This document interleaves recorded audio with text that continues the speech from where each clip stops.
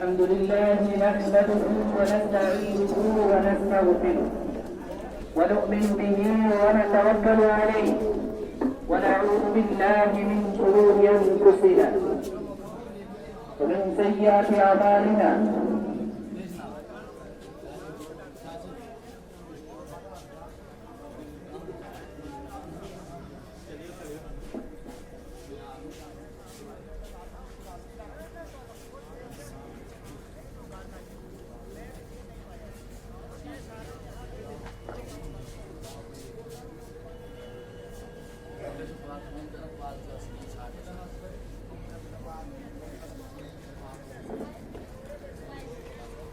حضرات حکمت کے علاوہ ایسے کھڑے ہیں ان سے گزارش کی جاتی ہے وہ اندر شہر میں تشریف لائیں انشاءاللہ پروگرام شروع ہوگا جلد سے جلد یہاں پہنچنے کی کوشش کریں بچوں کا پروگرام ہوگا انشاءاللہ آپ تشریف لائیں شہر کے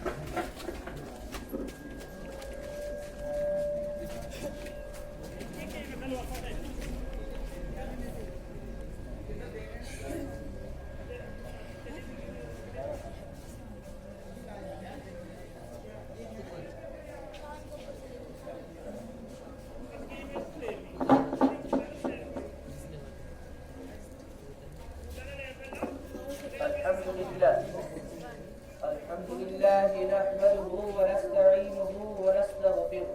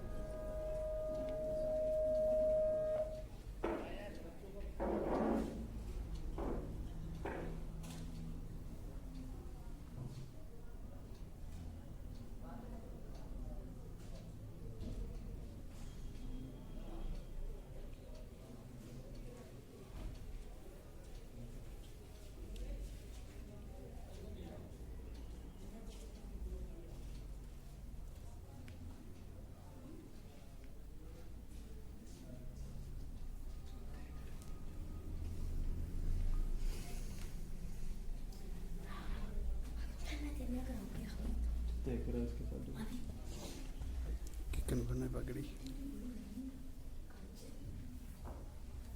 कितनों का रह गया अभी अच्छी आ गई थोड़े पे वीडियो बना लिया मैंने कपड़े इतने करने कर सब मुझे नहीं आती वीडियो बनाना आती नहीं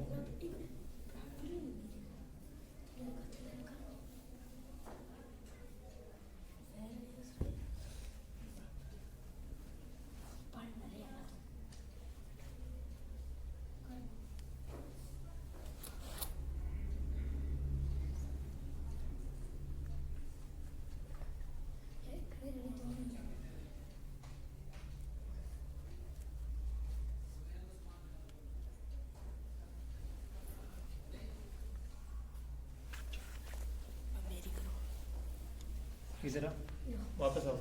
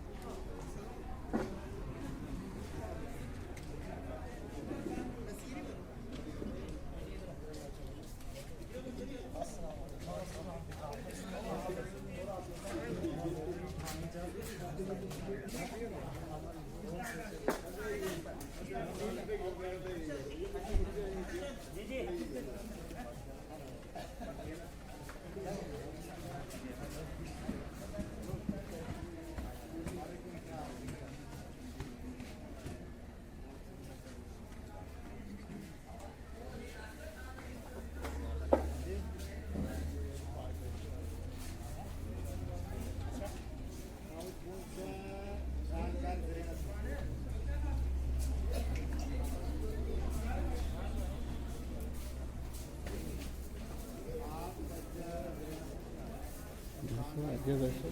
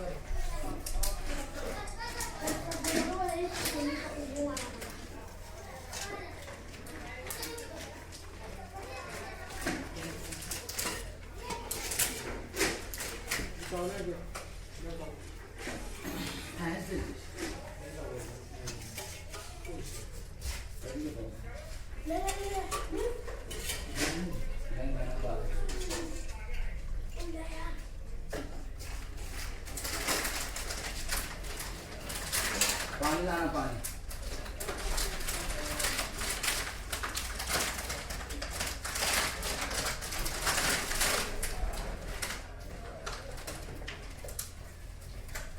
और जाके भी उसको पानी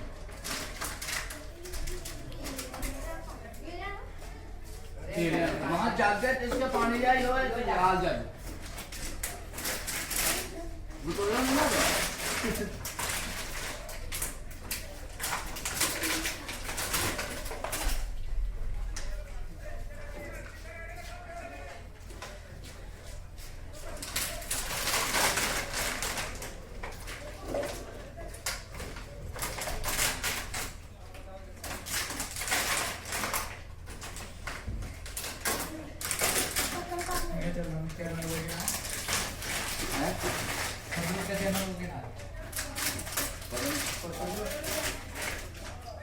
पानी नहीं आ रहा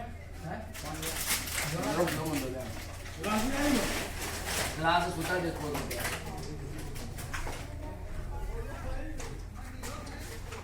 साकिर इधर आना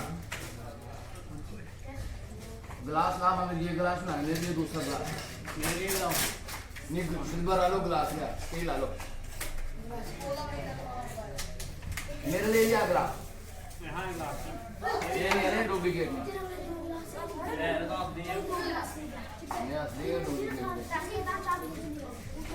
अरे साकिब ले आ रहे ग्लास मगर सोता पिया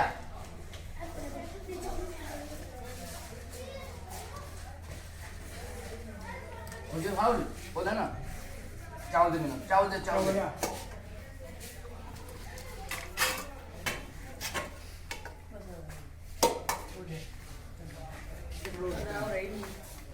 तो नहीं आ रहा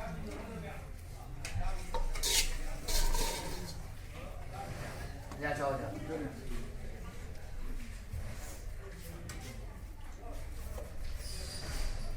बाहर का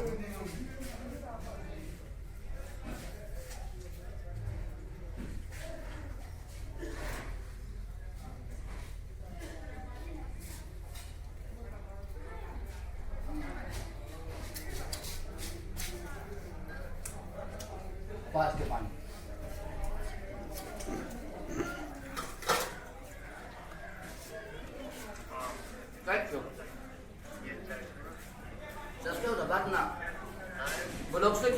जल्दी वर्क क्लास में मगर जल्दी वर्क अच्छे में कहाँ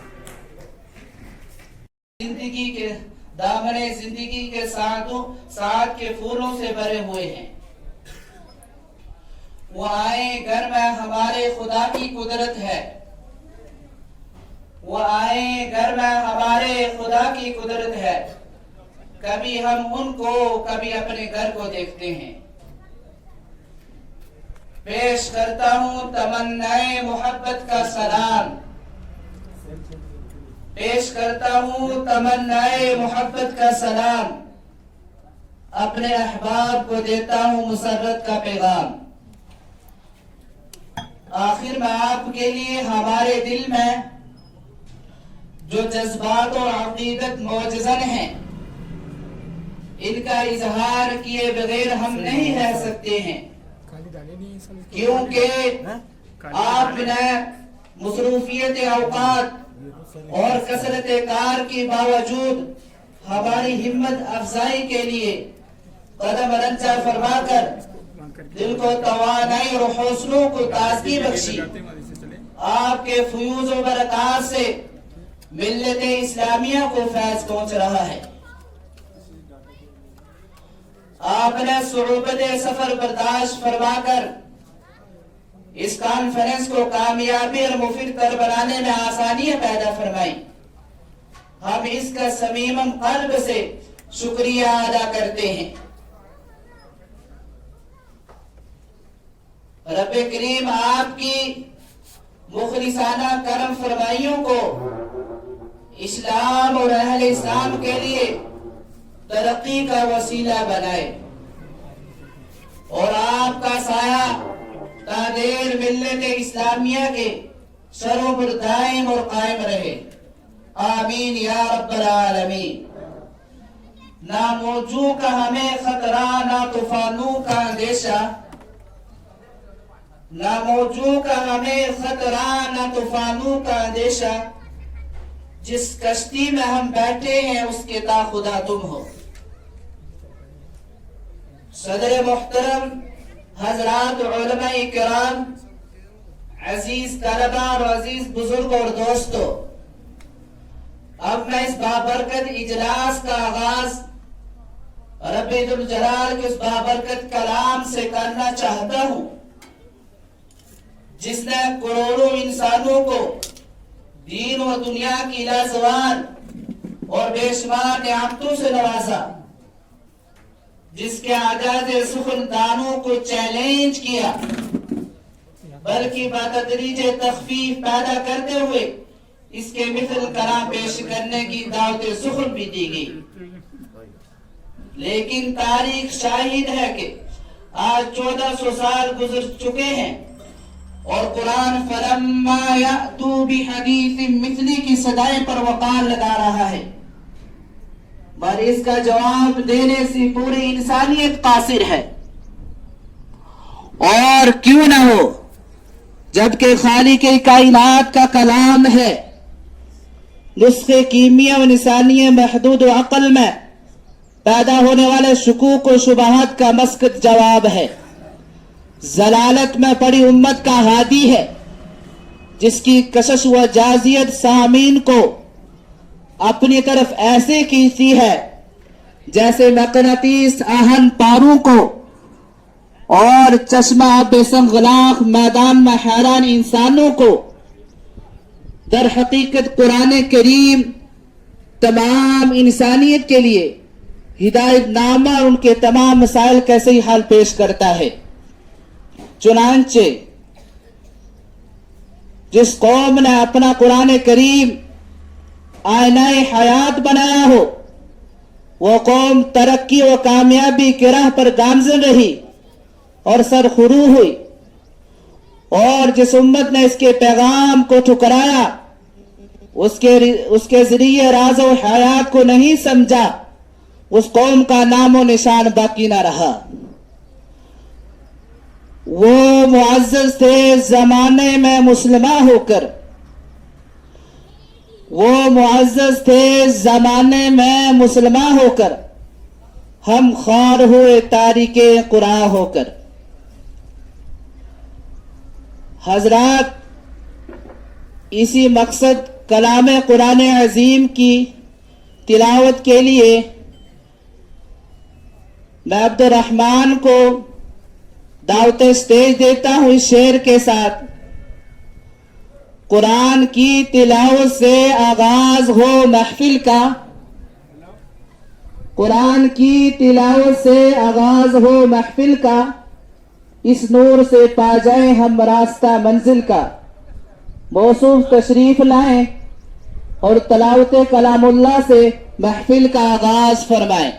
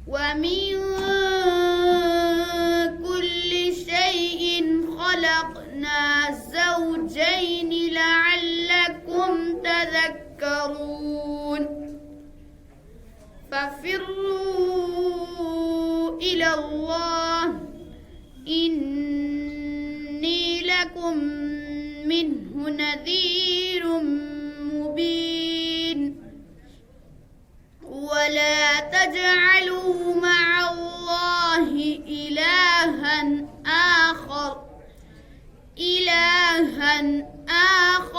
إني لكم منه نذير مبين كذلك ما أتى الذين من قبلهم من رسول إلا قالوا ساحر أو مجنون أتواصوا به بل هم قوم طاغون فتول عنهم فما أنت بملوم وذكر فإن الذكرى تنفع المؤمنين وما خلقت الجن والإنس إلا ليعبدون ما أريد منهم من رزق وما أريد أن يطعمون إن الله هو الرزاق ذو القوة المتين فإن للذين ظلموا ذنوبا مثل ذنوب أصحابهم فلا يستعجلون فويل للذين كفروا من يومهم الذي يوعدون صدق الله العظيم.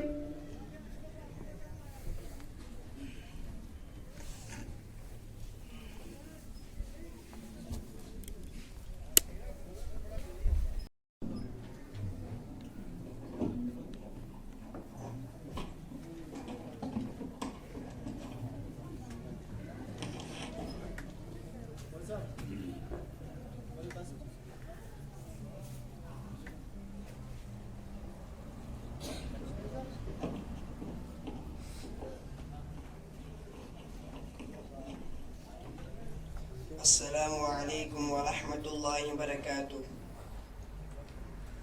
ارے مومنو تم کہاں سو گئے ہو،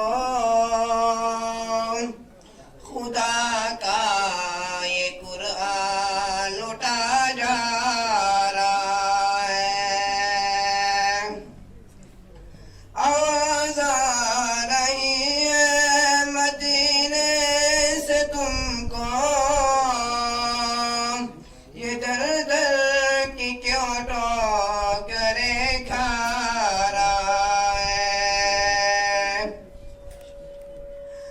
ارے مومنو تم کہاں سو گئے ہو، خدا کا یہ قرآن لوٹا جا رہا ہے. آواز آ رہی ہے مدینے سے تم کو، یہ در در کی کیوں ٹھوکریں کھا رہا ہے. محمد کے یاروں پتا نظری ہے، برا روز کہنا یہ عادت بنی ہے. جو حق بات کہہ دے اسی سے عداوت، عجب دور حق سے ٹکرا رہا ہے. تو عالم کے آقا کی سنت سے نفرت شریعت کے قانون سے ہے بغاوت، جو حق بات کہہ دے اسی سے عداوت، عجب دور حق سے ٹکرا رہا ہے،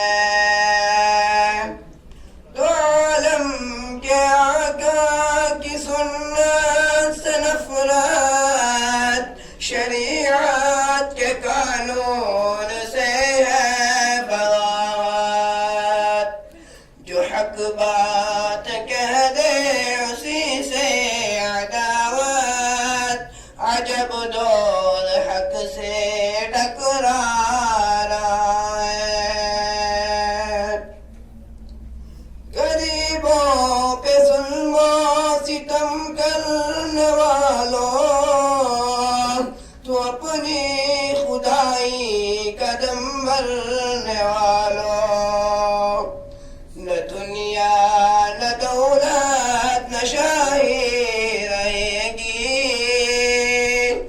انصاف کا وہ دن قریب آ رہا ہے، غریبوں پہ ظلم و ستم کرنے والوں، تو اپنی خدائی قدم بھرنے والوں، نہ دنیا نہ دولت نہ شاہی رہے گی، انصاف کا وہ دن قریب آ رہا ہے، بگڑ خود گئے قوم کے رہنما ہے، کرا کے پوجا بنے خود خدا ہے، کماتے ہیں دولت کرا کے پوجا، سبق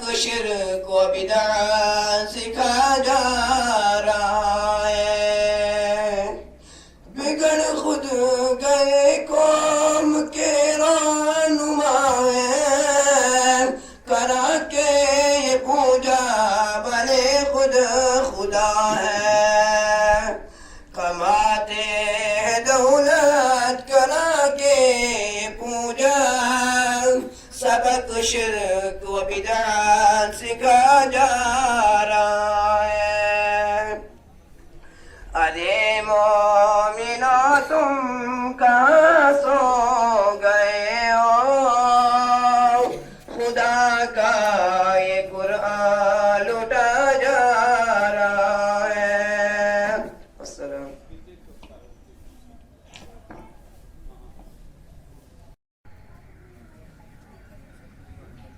شہر طیبہ کا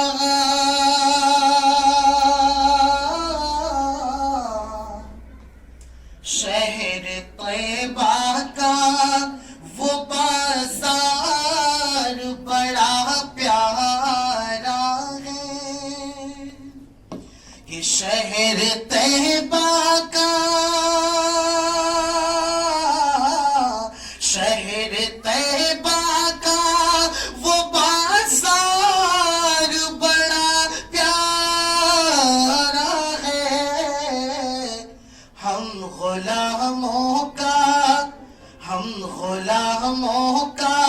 خریدار بڑا پیارا ہے، ہم غلاموں کا خریدار بڑا پیارا ہے،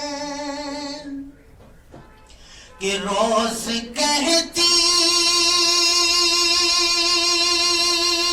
ہے مدینے میں اتر کے جنت، روز کہتی ہے مدینے میں اتر کے جنت، روز کہتی ہے مدینے میں اتر کے جنت، کہ یا نبی آپ کا دربار بڑا پیارا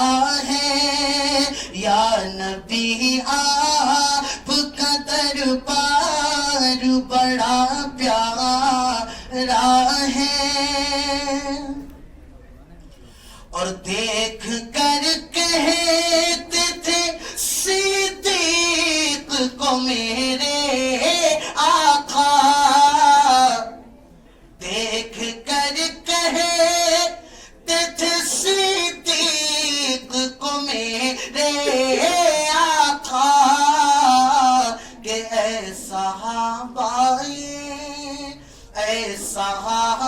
یہ میرا یار بڑا پیارا ہے، کہ دیکھ کر کہتے تھے صدیق کو میرے آقا کہ اے صحابہ یہ میرا یار بڑا پیارا ہے، ہم غلاموں کا خریدار بڑا پیارا ہے،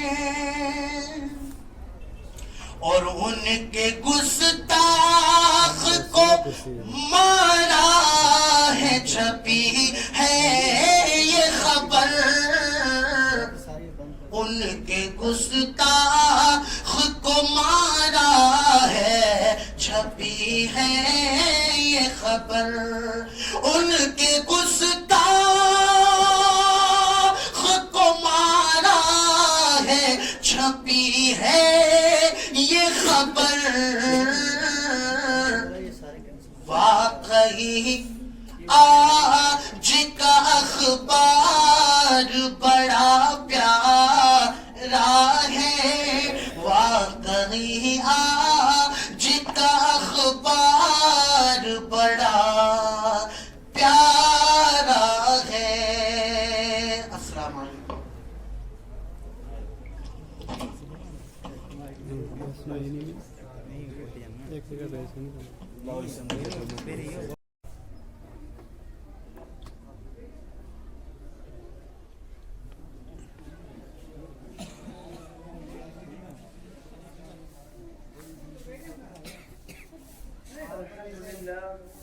الحمد لله نحمده ونستعينه ونستغفره ونؤمن به ونتوكل عليه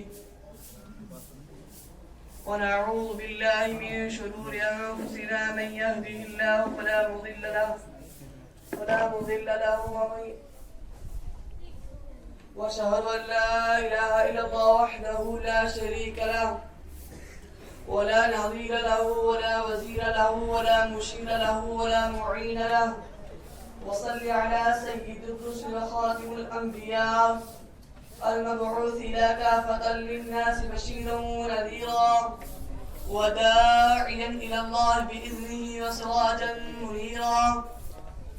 وقال الله تبارك وتعالى في الكلام المجيد والفرقان الحميد: إن هذا القرآن يهدي للتي هي أقوم ويبشر المؤمنين. صدق الله مولانا العظيم وصدق رسوله النبي الكريم، ونحن على ذلك لمن الشاهدين والشاكرين والحمد لله رب العالمين. ایک آیت قرآن کی تلاوت کرنا، ایک آیت قرآن کی تلاوت کرنا، جان پر کھیل کر اظہار صداقت کرنا، جان پر کھیل کر اظہار صداقت کرنا. جنگ والے نے بتایا بزوان جرأت، جنگ والے نے بتایا بزوان جرأت، زندگی کیا ہے تمنا شہادت کرنا، زندگی کیا ہے تمنا شہادت کرنا. جو لفظ اس نے سرے سینہ صحرا لکھا، جو لفظ اس نے سرے سینہ صحرا لکھا، مٹ سکے گا نہ ہواؤں سے کچھ ایسا لکھا، مٹ سکے گا نہ ہواؤں سے کچھ ایسا لکھا. اس نے ایمان سے چمکتی ہوئی پیشانی پر، اس نے ایمان سے چمکتی ہوئی پیشانی پر خون سے اپنے صحابہ کا قصیدہ لکھا. میں اس پروگرام میں آپ کے سامنے زیادہ لمبی چوڑی گفتگو نہیں کرنا چاہتا، لیکن ختم قرآن کا موقع ہے، مجھے چاہیے کہ اس عنوان پر آپ کے سامنے گفتگو کروں. قرآن ایک سمندر ہے اور میرا جی چاہتا ہے کہ اس سمندر میں سے کچھ موتیوں کو نکالوں اور آپ کی جھولی میں ڈال دوں۔ قرآن ایک سمندر ہے، میرا جی چاہتا ہے کہ اس سے کچھ موتیوں کو نکالوں اور آپ کی جھولی میں ڈال دوں۔ یہ ختم قرآن کا موقع ہے۔ قرآن اور صاحب قرآن یہ دونوں علیحدہ علیحدہ موضوع ہے۔ اگر میں یہ کہوں کہ دونوں ایک ہے تو اس میں کلام نہیں ہے۔ قرآن بھی وہی ہے اور صاحب قرآن بھی وہی ہے۔ فرق کیا ہے؟ قرآن علم ہے، نبی عمل ہے۔ قرآن متن ہے، نبی تشریح ہے۔ قرآن اجمال ہے، نبی تفصیل ہے۔ قرآن اللہ کا کلام ہے، محمد صلی اللہ علیہ وسلم اللہ کا چلتا پھرتا کلام ہے۔ قرآن بے مثال ہے۔ قرآن بے مثال ہے، کیوں؟ اس لیے جس نبی پہ اترا وہ نبی بھی بے مثال ہے۔ قرآن لازوال ہے، جس نبی پہ اترا وہ نبی بھی لازوال ہے۔ قرآن کو پڑھ کر تھکتا نہیں، محمد کو دیکھ کر تھکتا نہیں۔ قرآن کو ایک مرتبہ پڑھو یا 40 مرتبہ پڑھو، مزہ وہی ہے۔ قرآن پڑھتے ہو، دنیا میں جتنی کتابیں پڑھتے ہو، ایم اے کی کتاب ہے، بی اے کی کتاب ہے، اسی طرح پرائمری کا نصاب ہے۔ ایک آدمی کہتا ہے میں تیسری جماعت کی کتاب پڑھتا ہوں، دوسرا آدمی کہتا ہے کہ نہیں میں تاریخ اسلام پڑھتا ہوں، تیسرا آدمی کہتا ہے کہ نہیں میں جغرافیہ پڑھتا ہوں، چوتھا آدمی کہتا ہے یہ کتاب تو میں نے پڑھ رکھی ہے۔ ایک کتاب کو تو پڑھتا ہے، دوسری مرتبہ تیرا جی نہیں چاہتا، 2 مرتبہ پڑھتا ہے، تیسری مرتبہ لائبریری میں بند کر رکھ دیتا ہے، لائبریری میں جاتا ہے، کرایہ خرچ کرتا ہے، کہتا ہے مجھے کتاب چاہیے۔ جب تم اس کتاب کو پڑھ لیتا ہے، اس کتاب کو واپس کر دیتا ہے، اس کتاب کو دوبارہ نہیں پڑھتا۔ لیکن ایک ہی ایسی کتاب ہے جس کا پہلی مرتبہ بھی وہی مزہ، وہ دوسری مرتبہ بھی وہی مزہ، وہ تیسری مرتبہ بھی وہی مزہ، 40 مرتبہ پڑھے گا پھر بھی وہی مزہ، ساری رات میں پڑھے مزہ وہی، ساری رات پڑھے مزہ وہی، سارا دن پڑھے مزہ وہی، منبر پہ سنے تو مزہ وہی، تسبیح میں سنے تو مزہ وہی، تراویح میں سنے تو مزہ وہی، نفلوں میں سنے تو مزہ وہی، قاری پڑھے تو مزہ وہی، حافظ پڑھے تو مزہ وہی۔ قرآن پڑھتا جا، مزے میں کوئی تبدیلی نہیں آئے گی۔ 40 مرتبہ پڑھے گا تو عرش سے خدا بولے گا اتنا ثواب دنیا کی کسی کتاب پر نہیں ملتا جتنا اس کتاب پر ہے۔ قرآن کا ایک روح پڑھے گا 10 نیکیاں ملیں گی، 10 گناہ معاف ہوں گے اور 10 درجے بلند ہوں گے۔ یہ تو پڑھنے والے کی بات ہے، میں خدا کی قسم کھا کر کہتا ہوں تو قرآن نہیں پڑھتا ہے، تو قرآن سنتا ہے، تو نتاب بھی ثواب ہے، قرآن پڑھنا بھی ثواب ہے، دیکھنا بھی ثواب ہے۔ جو بچہ قرآن پڑھتا ہے تو اس بچے کو سے محبت کرے گا تو نتاب بھی ثواب ہے۔ جو بچہ قرآن پڑھتا ہے تو اس بچے کو سینے سے لگائے گا تو نتاب بھی ثواب ہے۔ بچے کو بھی چھوڑ دے، جس ٹپائی پہ قرآن رکھا ہے وہ ٹپائی بنا کے تو بچے کو دے گا تو تب بھی ثواب ہے۔ تو گلاب بنائے گا تو تب بھی ثواب ہے۔ ارے قرآن مسجد میں پڑھا جا رہا ہے تو قرآن سننے کے لیے گلیوں میں کھڑا ہو جاتا ہے تو تب بھی ثواب ہے۔ قرآن پڑھنا بھی ثواب ہے اور دیکھنا بھی ثواب ہے۔ قرآن لا ریب ہے، قرآن بے مثال ہے۔ میں ایک اور بات کہتا ہوں، قرآن لا ریب ہے، اور یہ لا ریب میں نے نہیں کہا، خود قرآن نے کہا کہ میں لا ریب ہوں۔ اے لوگوں میں مجھے پڑھتے ہو، میں بتاؤں میں کون ہوں۔ میرا تعارف پوچھنے سے پہلے میری حیثیت پوچھو کہ میں کون ہوں۔ کہیں ایسا نہ ہو کہ پورا قرآن پڑھ جاؤ، بعد میں پتا چلے کہ یہ تو بدل دیا گیا تھا، بعد میں پتا چلے کہ اسے شرابیوں نے لکھا تھا، بعد میں پتا چلے کہ اس کا سارا حصہ بدل دیا گیا تھا۔ ان کے لیے 114 صورتوں میں جو پہلی صورت ہے، پہلا لفظ ہے الف لام میم، پڑھنے کے بعد قرآن اپنی حیثیت کو متعین کرتا ہے تاکہ پہلے میری حیثیت کو پڑھ کر پھر آگے چل، تاکہ شک کوئی باقی نہ رہے۔ الف لام میم ذالک الکتاب، الف لام میم ہے، الف ہے، لام ہے، میم ہے، اس پر تم غور نہیں کرتے ہو۔ الف سے اللہ نے فرمایا میں بھیج رہا ہوں، لام سے جبرائیل نے کہا میں لا رہا ہوں، میم سے محمد صلی اللہ علیہ وسلم نے فرمایا میرے سینے پہ اترا ہے۔ یہ ختم قرآن کا موقع ہے، میں اور آپ مل کر قرآن کی باتیں کریں، کیونکہ قرآن سے بڑی کوئی بات نہیں۔ خدا نے اپنی کتاب کے پہلے صفحے پر لکھا، کیوں لکھا؟ تاکہ راوی کا بھی پتہ چل جائے، بھیجنے والے کے پتہ چل جائے، اور جس کے پاس بھیجا گیا ہے اس کا بھی پتہ چل جائے۔ اور خدا نے کیا کہا؟ الف لام میم، शक किताब में करना है तो अलिफ में कर, शक किताब में करना है तो लाम में शक कर, शक किताब में करना है तो मीम पे शक कर, अलिफ पे शक करेगा धुरिया बन जाएगा, लाम पे शक करेगा काफिर बन जाएगा, मीम पे शक करेगा मोहम्मद सल्लल्लाहु अलैहि वसल्लम का मुनकिर बन जाएगा। ये 3 शकूक गुजर कर शक आगे बढ़ेगा, तब शक आगे नहीं बढ़ेगा। फिर कुरान जैसी बेमिसाल किताब क्या है, ये जो बंदा खुदा न खास्ता दरिया का पानी टूट गया, शहर की तरफ आ गया, ये जो बंदा है ये टूटने वाला है, ये बंदा चौक में खड़ा होकर कहता है, लोग यही नहीं सोचते कि ये आदमी झूठा है या सच्चा है, लोग बंद की तरफ भाग जाते हैं। एक आदमी ने कहा कि बंद टूट गया, पानी शहर की तरफ आ गया, एक आम आदमी के कहने पे यकीन करते हैं, अलिफ लाम पे यकीन नहीं करते। जिब्रील ने कहा है वाकया हुआ, इब्न हिशाम ने कहा है वाकया हुआ, शाह वलीउल्लाह का वाकया किताब में है, शक नहीं करता। पीरान ने पीर का जिक्र हदीस में है, शक नहीं करता।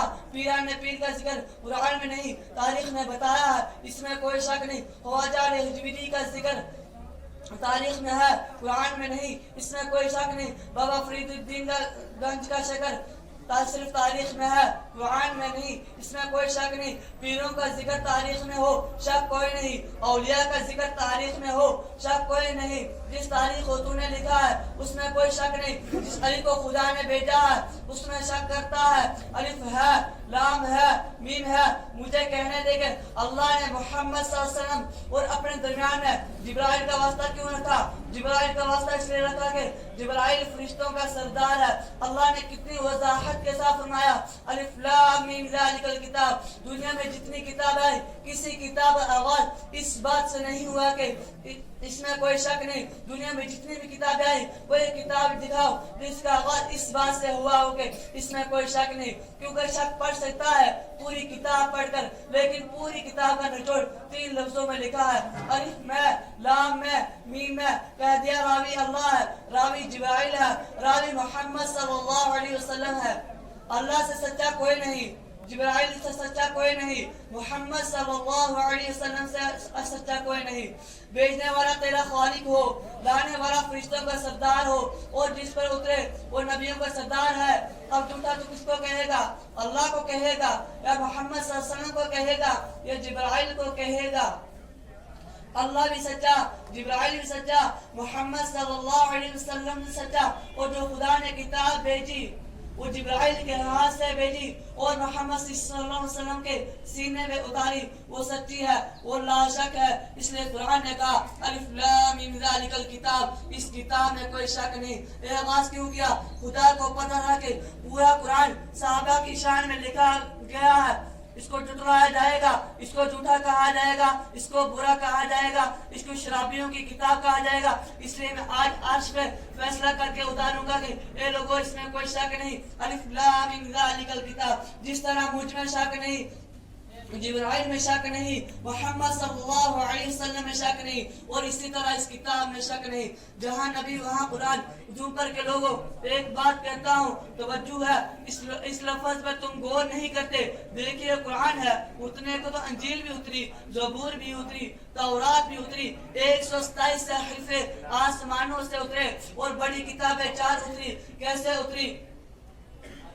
तौरात उतरने लगी तो हजरत मूसा अलैहिस्सलाम से कह दिया कि अल्लाह ने तूर पहाड़ पे जाओ, वहाँ तुम्हें तौरात मिलेगी। मूसा अलैहिस्सलाम तौरात लेने चल करके ज़बूर का वक्त आया तो हजरत दाऊद अलैहिस्सलाम से कह दिया कि अपने इबादत खाना में बैठ जाओ, यहाँ तुम्हें ज़बूर मिलेगी। इंजील का वक्त आया तो हजरत ईसा अलैहिस्सलाम से फरमाया कि अपने इबादत खाना से बाहर नहीं जाना, मैं इंजील उतार रहा हूँ। तौरात उतरने लगी तो मूसा अलैहिस्सलाम लेने गए, ज़बूर उतरी तो हज़रत दाऊद अलैहिस्सलाम लेने गए, इंजील उतरी तो हज़रत ईसा अलैहिस्सलाम लेने गए। अलिफ लाम मीम ज़ालिकल किताब। जब उतरी है किताब, कौन लेने गया? जब उतरी कौन लेने गया? उसके देने को देखो, बल्कि ہمارے نبی حضرت محمد صلی اللہ علیہ وسلم نہیں لینے گئے.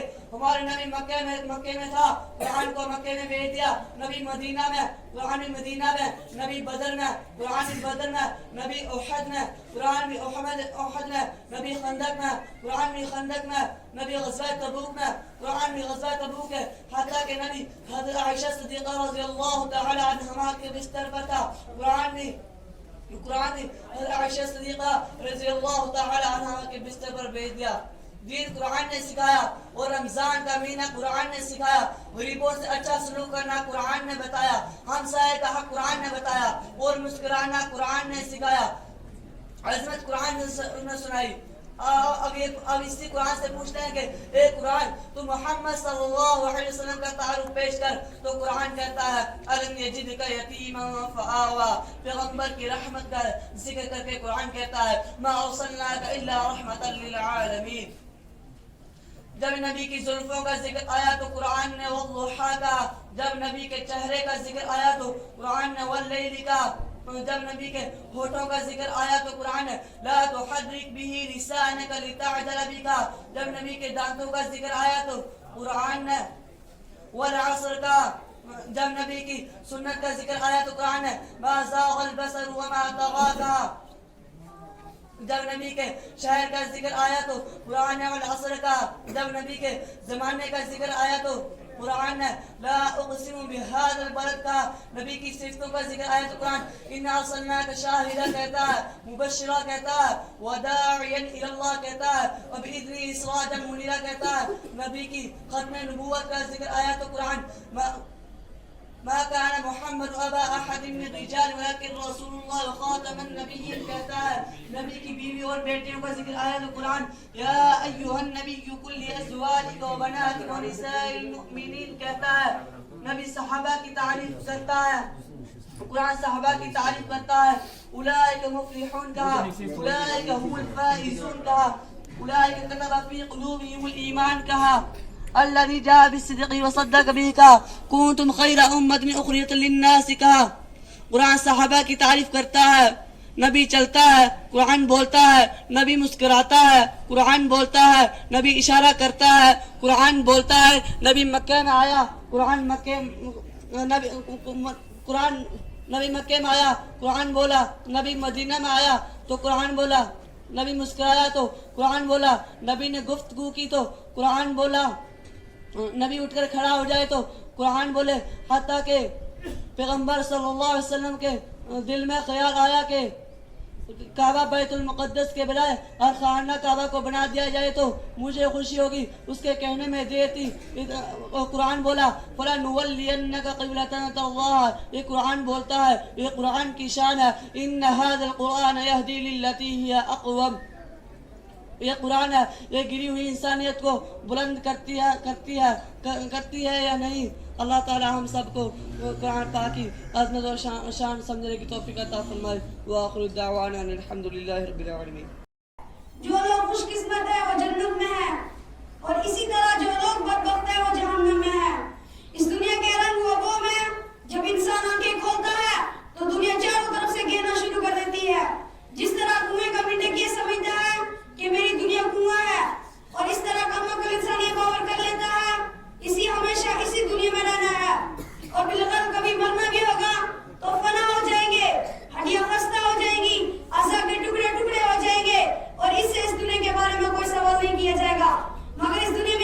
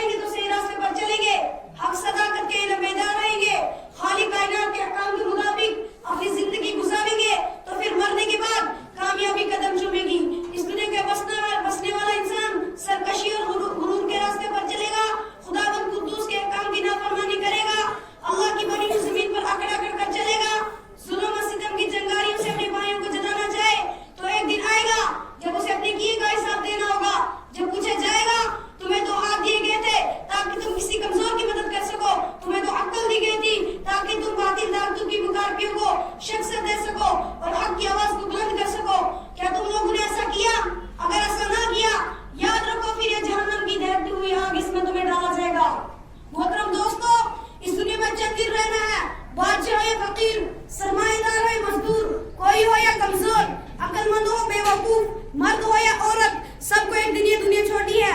یہاں کا سیم و زر, مال و دولت, جائیداد, زمین, دکانیں, کوٹھیاں کوئی آپ کے ساتھ نہیں جائیں گی.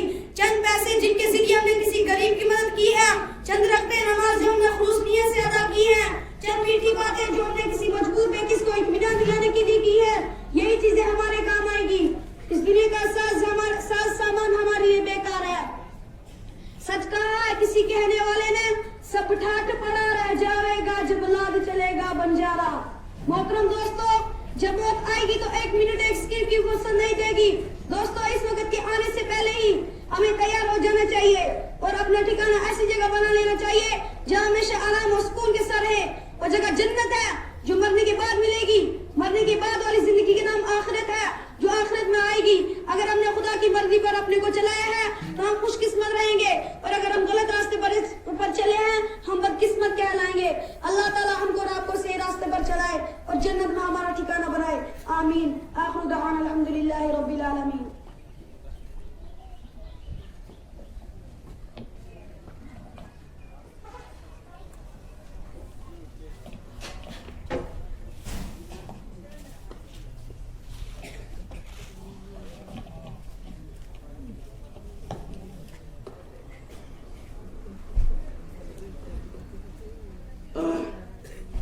محترم حضرات, اب میں بغیر کسی تحمید کے بعد دعوت اسٹیج دیتا ہوں دوسرے طالب علم کو, محمد جاوید جموں کو اس شعر کے ساتھ. سمجھ میں کچھ نہیں آتا دنیا کا حساب الٹا, سمجھ میں کچھ نہیں آتا دنیا کا حساب الٹا, نصیحت کی جائے جس کو جواب ملتا ہے الٹا. موصوف تشریف لائیں.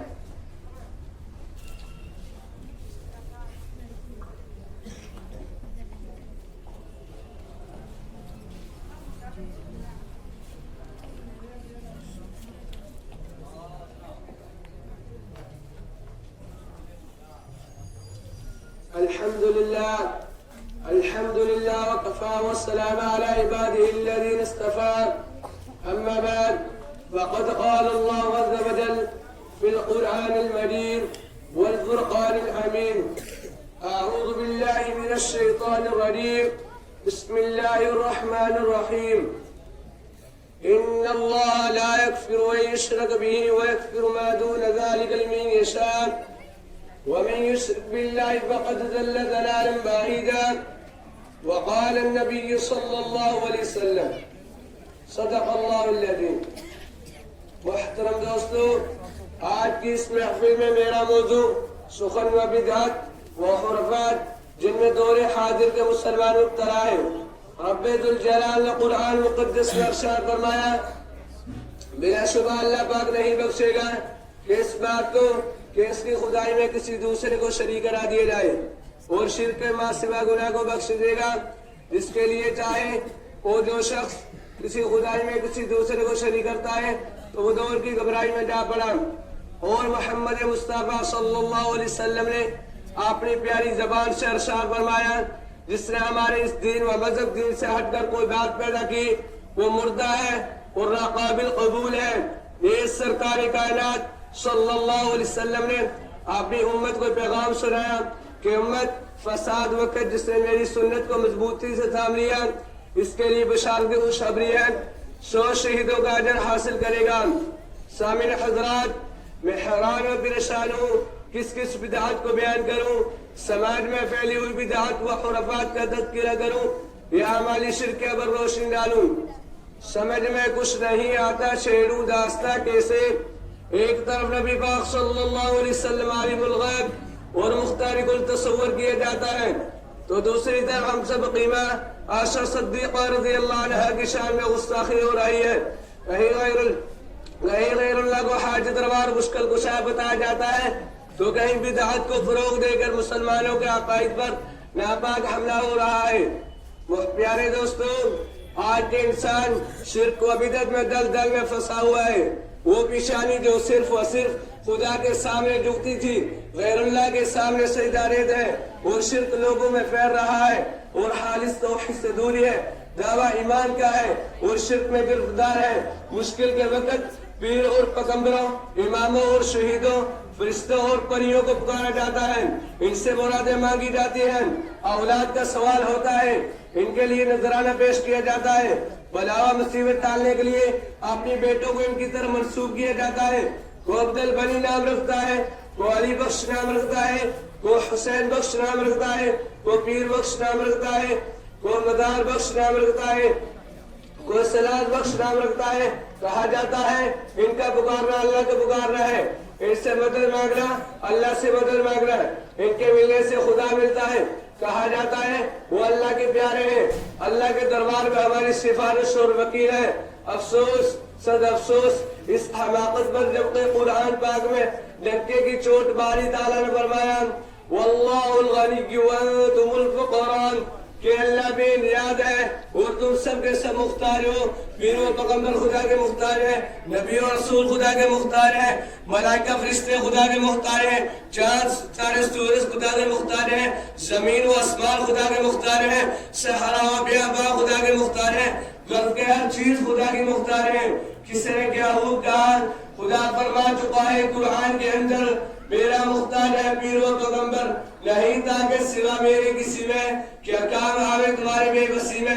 اگر قرآن کو سچ جانتے ہو پھر منتیں کیوں مانتے ہو؟ تمہیں دور بد کس نے چاہا؟ محمد نے کہا یہ بتا رسول خدا صلی اللہ علیہ وسلم کے بارے میں تصور کیا جاتا ہے کہ وہ ہر جگہ حاضر ناظر ہے، ہمہ وقت ہر چیز کی خبر ہے، کیا عقیدہ ہے جو قرآن و حدیث کے بالکل مخالف ہے۔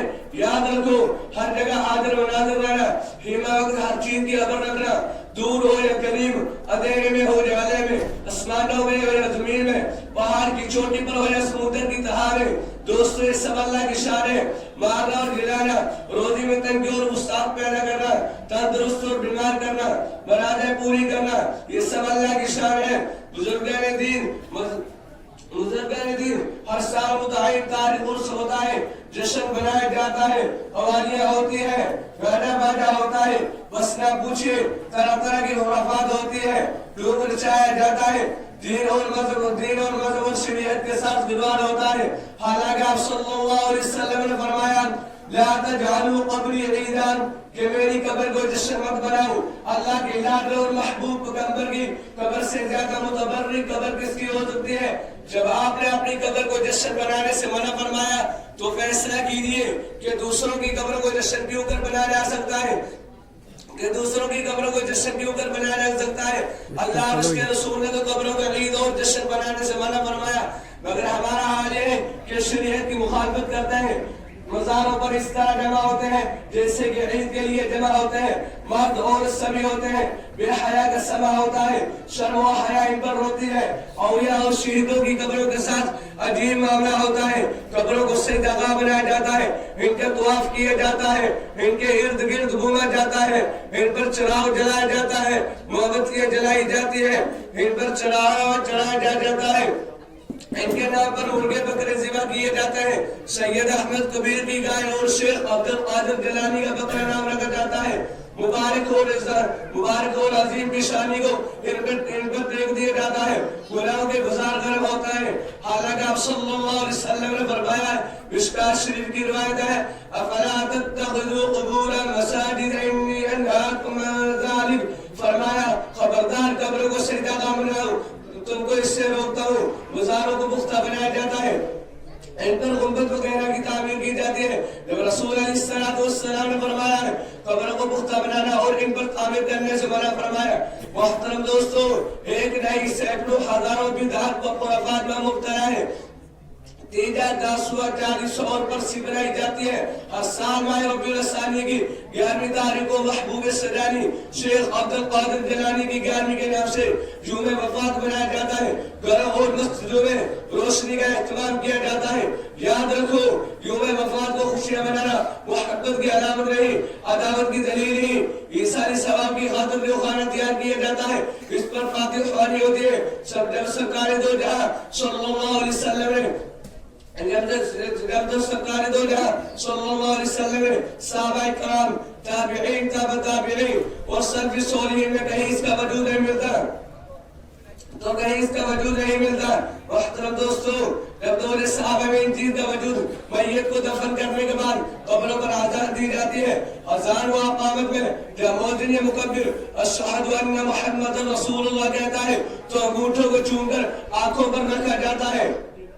نماز فجر عصر جمعہ عید کی نماز کے بعد نماز فجر عصر جمعہ عید کی نماز کے بعد مصافحہ کیا جاتا ہے. اس کو سنت سمجھا جاتا ہے. بعد مقامت پر دیکھا جاتا ہے کہ سنن و نافل سے فارغ ہو کر دعائے ثانی کا انتظار ہوتا ہے. امام دعا کرتا ہے، لوگ اس پر آمین کہتے ہیں. مسلمانوں، میں تم سے پوچھنا چاہتا ہوں کیا صحابہ کرام آپ حضور صلی اللہ علیہ وسلم کو عالم الغیب جایا؟ کہ اب صحابہ کرام حضور صلی اللہ علیہ وسلم کو ہر جگہ حاضر و ناظر سمجھا؟ کہ صحابہ کرام حضور صلی اللہ علیہ وسلم کو مختار مل جانا؟ کہ صحابہ کرام نے غیر اللہ کو حاجت روا اور مشکل کشا تصور کیا؟ کیا صحابہ کرام نے غیر اللہ سے مرادیں مانگی؟ کیا صحابہ کرام نے غیر اللہ کو بلا و مصیبت ڈالنے والا تصور کیا؟ کیا صحابہ کرام نے قبروں کو سجایا اور ان پر چراغاں کیا؟ کیا صحابہ کرام نے گاجا باجا اور ڈوب رچائے؟ کیا صحابہ کرام نے تمام خرافات ادا کی؟ نہیں، ہرگز نہیں. جب دور صحابہ میں ان چیز کا وجود نہیں ملتا تو ان سے خالی ہے، تو پھر کیا وجہ ہے کہ ہم نے ان ہماری شرکیاں اور بدعات و خرافات میں مبتلا ہے؟ لوگ مسلمانوں سمجھو اور خوشحال ہو جاؤ، غفلت کا پردہ چاک کرو. آج ساری دنیا کے اندر مسلمان ذلیل و خوار ہیں. چاروں طرف سے ظلم و زیادتی کا عامہ جگہ بنے ہوئے ہیں. اس کی وجہ یہی ہے کہ ہم نے قرآنی تعلیمات کو بنا دیا، نیک اعمال ہمارے پاس نہیں، مختلف قسم کی بدعات و خرافات میں ہم مبتلا ہیں. اگر ہم چاہتے ہیں کہ ہمارا کھویا ہوا وقار ہمیں واپس ملے تو یہ تمام بدعات و خرافات کو ختم کر کے خالص توحید پر گامزن ہونا ہوگا، جس توحید کی خاطر اللہ کے رسول صلی اللہ علیہ وسلم نے تکلیفیں اٹھائی، مشقتیں، جیلیں، ظلم و ستم برداشت کیے.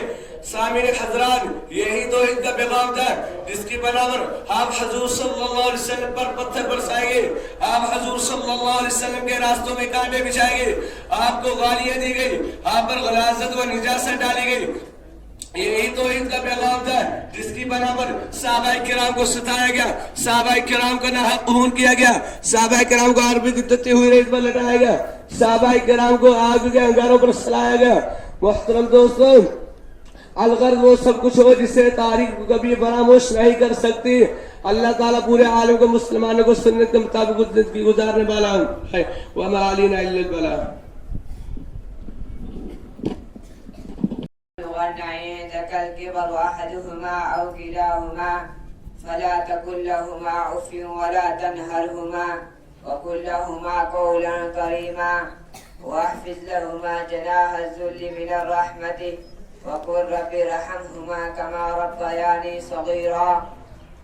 صدق اللہ العظیم. سبھی کچھ ہو رہا ہے اس ترقی کے زمانے میں، سبھی کچھ ہو رہا ہے اس ترقی کے زمانے میں، مگر یہ کیا غضب ہے آدمی انسان ہی ہوتا. یاد رکھیں کہ نصیحت ہے فرض، ماں باپ کی اطاعت ہے، نہ کرو ان کو تم کبھی نہ خوش، ان کے قدموں کے نیچے جنت ہے. برادران اسلام اور واجب الاحترام بزرگوں، رب کائنات کا عظیم احسان و کرم ہوا کہ مالک دو جہان ہے، ہمیں اس نور اور بابرکت اجلاس میں بیٹھنے کی توفیق دی. اللہ اس پروگرام کو قبولیت سے نوازے، آمین. اس متبادل محفل میں مجھے حقوق والدین پر خطاب کرنے کا موقع ملا ہے، اسی لیے میں چند منٹ اسی عنوان پر گفتگو کروں گا. امید ہے کہ سنجیدگی کے ماحول کو برقرار رکھیں گے. حضرات گرامی، اگر آج کے پرپتن دور میں ہم دنیا پر طائرانہ نظر ڈالیں تو یوں محسوس ہوتا ہے کہ ہر صنف سے اپنے اپنے حقوق کے مطالبے کی صدا سنائی دیتی ہے، ہر صنف سے ظلم و زیادتی کا دورہ نظر آتا ہے، ایک دوسرے کو حق کو مارتے ہوئے نظر آتا ہے، ہر ایک کو دوسرے سے شکایت ہے، ریا کو بادشاہ و حاکم سے شکایت، آقا و مالک کو غلام سے شکایت، غلام و نوکر کو آقا سے شکایت، والدین کو اولاد سے شکایت. کوئی پڑوسی کا حق ادا کرنے کے لیے تیار نہیں، اولاد والدین کا حق ادا کرنے کے لیے تیار نہیں. والدین پر ظلم و زیادتی کے پہاڑ توڑے جا رہے ہیں، ان کی عزت و احترام و آداب کو پامال کیا جا رہا ہے، والدین کے ساتھ گنونی اور ناپاک حرکت کی جا رہی ہے.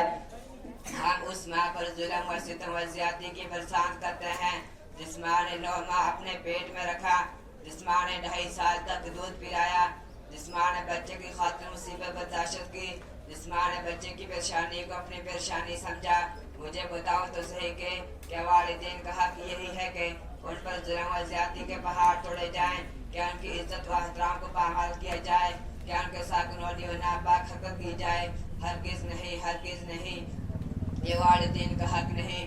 یاد رکھیں گے اگر کوئی اولاد اپنے والدین کے ساتھ گنولی اور ناپاک حرکت کرتا ہے اللہ اس کو آخرت میں تو ضرور عذاب دیں گے، لیکن دنیا میں بھی سزا مل جاتی ہے۔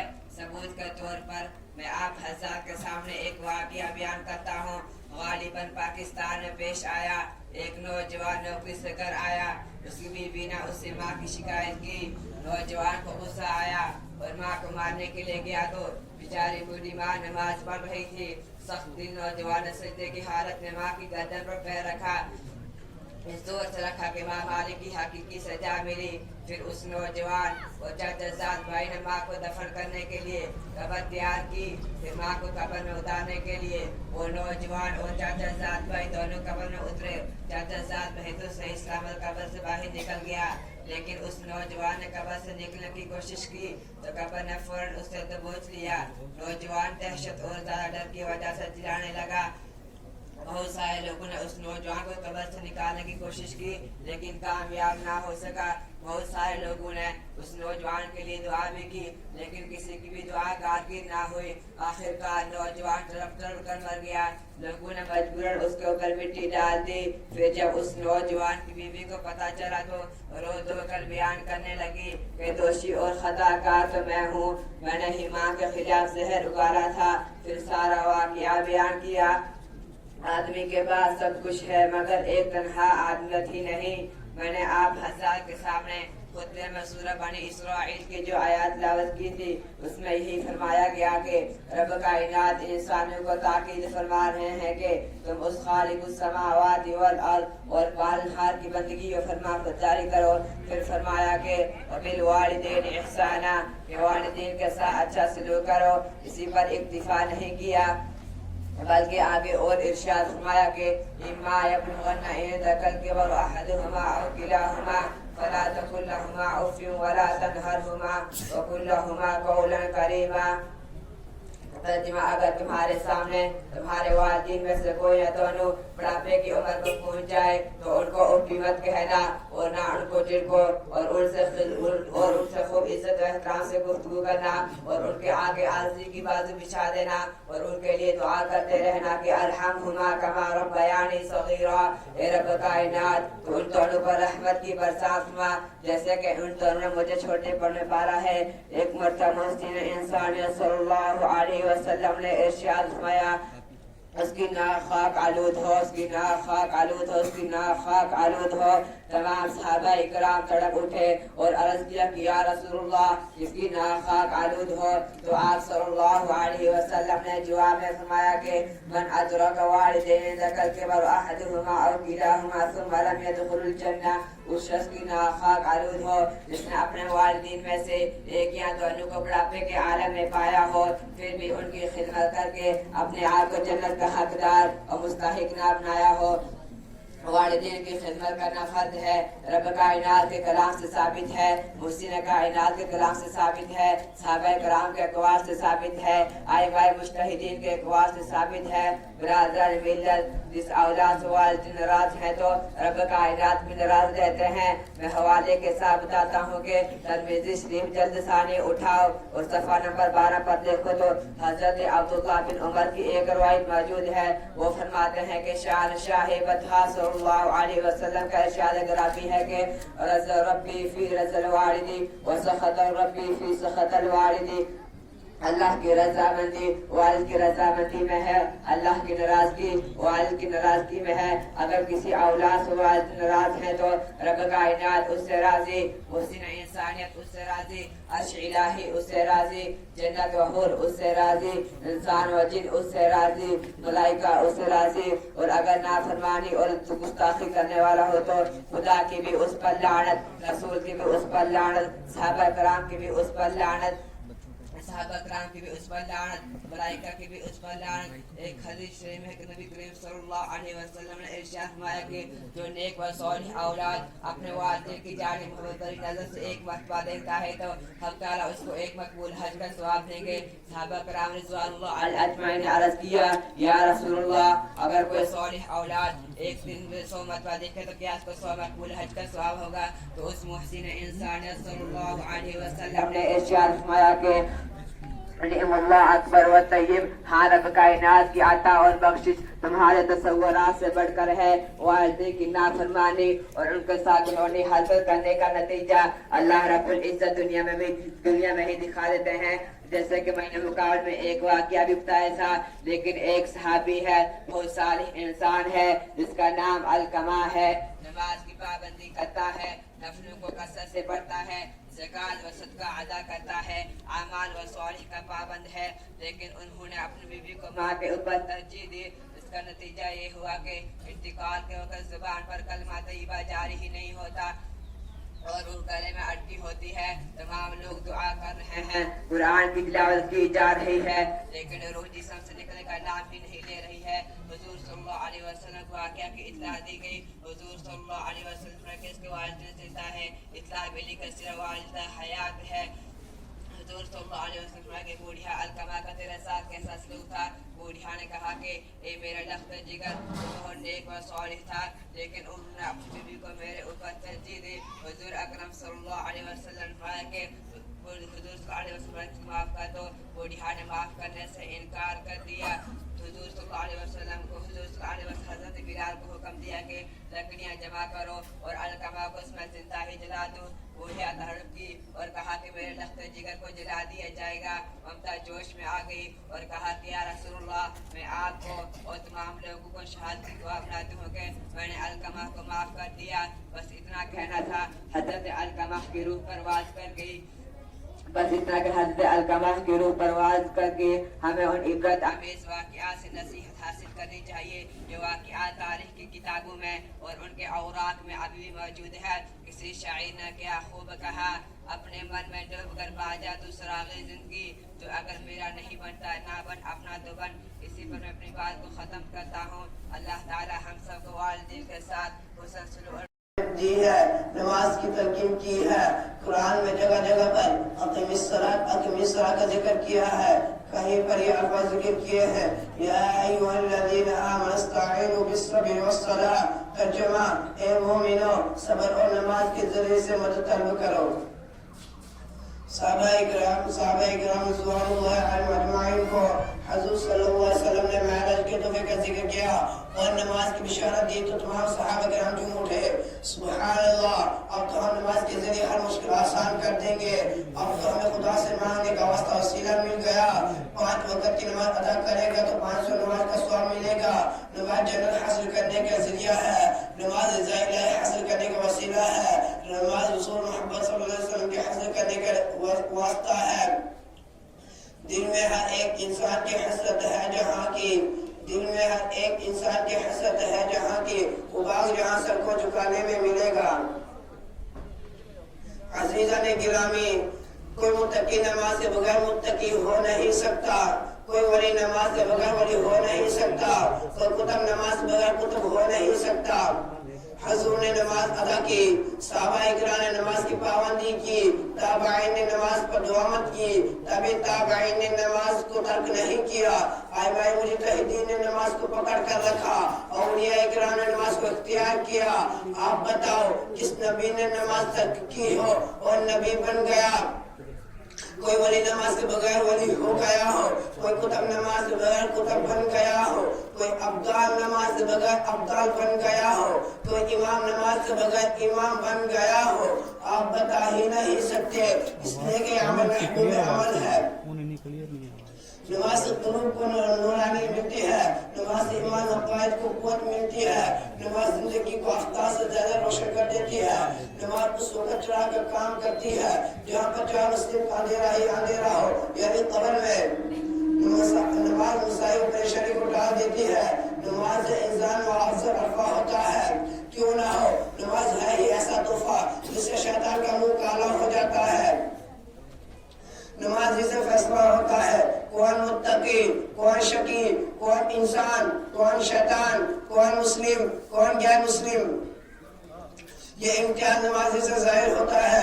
حضرت جابر روایت فرماتے ہیں کہ محسن انسان صلی اللہ علیہ وسلم نے ارشاد فرمایا بین العبد و بین الکفر ترک الصلاۃ، ترجمہ بندے اور کفر کے درمیان صرف نماز کا ترک کرنا ہے۔ مشکاۃ شریف کے اسی صفحے پر دیکھیں اور ایک حدیث ہے جس کے راوی حضرت بریدہ رضی اللہ تعالی عنہ فرمایا رسول کریم صلی اللہ علیہ وسلم نے العہد بیننا و بینہم الصلاۃ فمن ترکہا فقد کفر، ترجمہ ہمارے اور منافق کے مابین قاعدہ ہے وہ نماز ہے اور جس نے اس کو ترک کیا وہ اس نے کفر کیا۔ حضور پنور صلی اللہ علیہ وسلم نے دوسری جگہ ارشاد فرمایا من ترک الصلاۃ متعمدا فقد کفر، ترجمہ جس نے جان بوجھ کر نماز کو ترک کیا وہ اس نے کفر کیا۔ تو تمام حدیث کی روشنی میں نماز کی اہمیت ہوتی ہے اور محسن انسان صلی اللہ علیہ وسلم نے اپنی آنکھوں کی ٹھنڈک نماز میں بتایا ہے۔ الفاظ یوں ہے قرۃ عینی فی الصلاۃ، جب بندہ رب کائنات کے دربار میں اپنا سر خم کرتا ہے تو محسن کائنات کی آنکھوں کو ٹھنڈک محسوس ہوتی ہے، اور ترک الصلاۃ سے نبی آخر الزمان کو تکلیف ہوتی ہے، اور محسن صلی اللہ علیہ وسلم کو جس نے تکلیف پہنچائی گویا اس کی دنیا و آخرت برباد ہے۔ جب بندہ نماز ادا کرتا ہے تو حق تعالی شان اپنے تمام انوار برکات کے ساتھ متوجہ ہوتے ہیں اور بندہ رحمت خداوند کا محور بن جاتا ہے۔ کسی شاعر نے کہا ہے یہ ایک سجدہ ہے جس کو تم گراں سمجھتا ہے، یہ ایک سجدہ ہے جس کو تم گراں سمجھتا ہے، ہزاروں سجدوں سے دیتا ہے آدمی کو نجات۔ قیامت کے دن سب سے پہلے نماز کا سوال ہوگا، اس دن کسی کا کوئی نہ ہوگا، انسان خود کے پسینے ڈوبتے ہوں گے، ہر شے نفسی نفسی پکاریں گے، اس وقت سب سے پہلے نماز کا سوال ہوگا۔ یوم قیامت میں حقوق اللہ میں نماز کا حساب لیا جائے گا۔ اگر نماز درست نکل آئی تو سارے عمل درست، اگر نماز ہی خراب نکلے تو سارے عمل بیکار۔ نماز درست ہے تمام عمل قبول، حج بھی قبول ہوگا، زکات بھی قبول ہوگی اور روزہ بھی قبول ہوگا اور دیگر اعمال صالحہ بھی مقبول ہوں گے۔ اگر نماز درست نہ ہو تو سختی کے ساتھ امتحان لیا جائے گا۔ اللہ ہم سب کا امتحان آسانی سے فرمائے۔ آج کے دور میں بہت خوبصورت اور عالیشان مسجدیں تعمیر کی جاتی ہے، اس میں اللہ کو یاد کرنے والے بت کم نظر آتے ہیں، اس کو آباد کرنے والے بت کم نظر آئیں گے۔ بعض جگہ تو عالیشان مسجدیں ویران اور قبرستان نظر آتی ہے۔ کسی شاعر نے کہا ہے پہلے مسجدیں تھیں کچی تو پکے تھے نمازی، پہلے مسجدیں تھیں کچی تو پکے تھے نمازی، آج ہے مسجدیں پکی تو کچے ہیں نمازی۔ نماز کی اہمیت ہر مسلمان کے قلب میں ایسی ہونی چاہیے جیسے حضرت عمر فاروق رضی اللہ عنہ کے قلب میں تھی۔ حضرت عمر فاروق رضی اللہ عنہ دو امامت فرما رہے ہیں، آپ پر قاتلانہ نے حملہ کیا گیا، آپ زخمی ہو گئے، فوراً عمر فاروق رضی اللہ عنہ نے عبد الرحمن بن عوف ہاتھ پکڑ کر امامت کے لیے آگے بڑھا دیا اور امت مسلمہ کو یہ سبق دیا کہ میری فکر مت کرنا، نماز کی فکر کرو، اس لیے کہ جان دے دی ہوئی اسی کی تھی، جان دے دی ہوئی اسی کی تھی، حق تو یہ کہ حق ادا نہ ہوا۔ حضرت عمر فاروق رضی اللہ عنہ کا خون بہت زیادہ بہہ چکا تھا جس کی بنا پر غشی طاری ہو جاتی۔ غشی کے ازالہ کے بعد کسی نے عمر فاروق سے کہا کہ نماز کا وقت آ گیا، نماز ضرور پڑھنی ہے، جس نے نماز نہیں پڑھی اس کا اسلام میں کوئی حصہ نہیں۔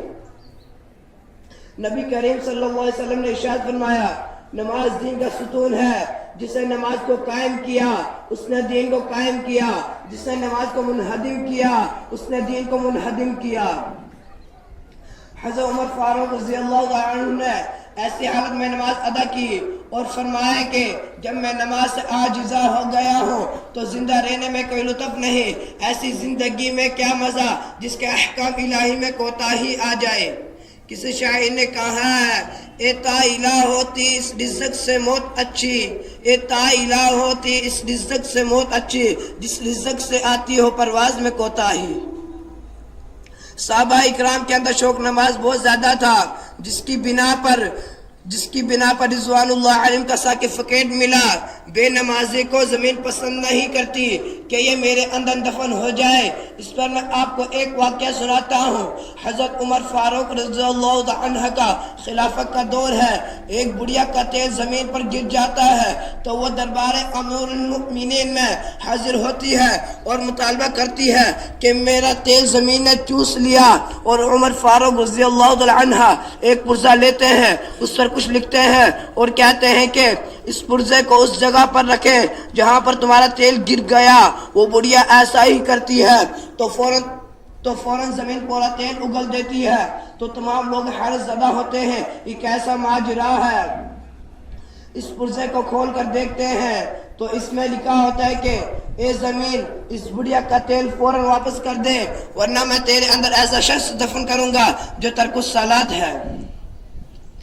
ہمیں اس ناک واقعے سے نصیحت حاصل کرنی چاہیے کہ ترک الصلاۃ کو زمین پسند نہیں کرتی. اگر ہم نماز چھوڑ دیں گے تو قبر میں جانے کے بعد ہمارے ساتھ زمین کیا معاملہ کرے گی. اللہ تعالی ہم سب کو نماز کے پابند بنائے. وآخر دعوانا الحمد للہ رب العالمین. حضرات گرامی, آپ سماعت فرما رہے تھے ابھی طلباء کا پروگرام. یقیناً مدرسہ فیض عام کے طلباء نے یہ ثابت کر دیا کہ یہاں پر صرف قرآن کریم ہی کی تعلیم نہیں دی جاتی بلکہ بچوں کی ہر طرح کی تربیت کی جاتی ہے, اور طلباء کو بولنے کا انداز اور اس کے ساتھ اردو, انگلش اور باقی ساری چیزیں بھی ان کو بتائی اور پڑھائی جاتی ہیں. ماشاءاللہ بہت دل خوش ہوا طلباء کے پروگرام کو سن کے. اللہ تبارک و تعالی ان طلباء کے اس پروگرام کو اپنی بارگاہ کے اندر قبول فرمائے اور ان کے اساتذہ کی محنتوں کو قبول فرمائے, اور جو لوگ مدرسے کے معاونین ہیں اللہ تبارک و تعالی انہیں بھی جزائے خیر عطا فرمائے. بہرحال وقت کافی ہو چکا ہے.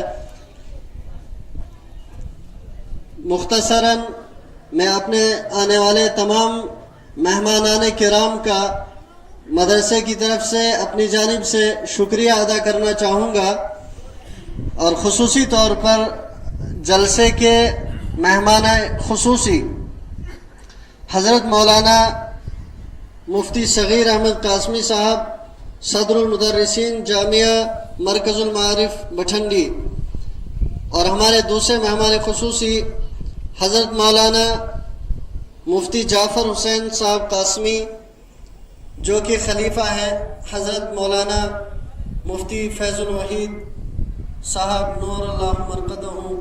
اللہ تبارک و تعالی حضرت کے درجات کو بلند فرمائے.